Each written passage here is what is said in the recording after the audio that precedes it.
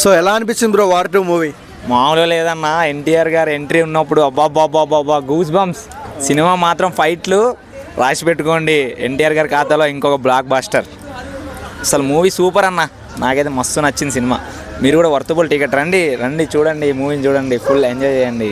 రితిక్ రోషన్ ఎన్టీఆర్ ఎలా అనిపించారు? వాళ్ళిద్దరు కాంబో మస్తు ఉంటుంది అన్న, నాకైతే మస్తు నచ్చింది. నిజంగా సినిమా వర్తబుల్ అనిపిస్తుంది. మీరైతే రండి, ఒక్కొక్కడు బట్టలు చింపుకోకపోతే నన్ను అడగండి, మస్తు ఉంది.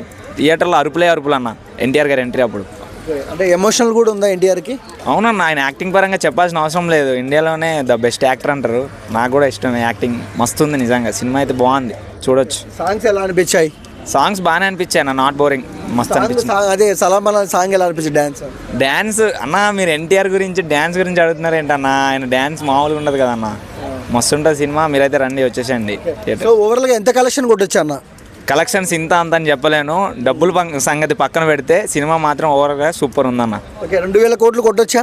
నేను డబ్బుల గురించి చెప్పట్లేదన్న, సినిమా అయితే super. NTR worthable. Yes, worthable అన్న.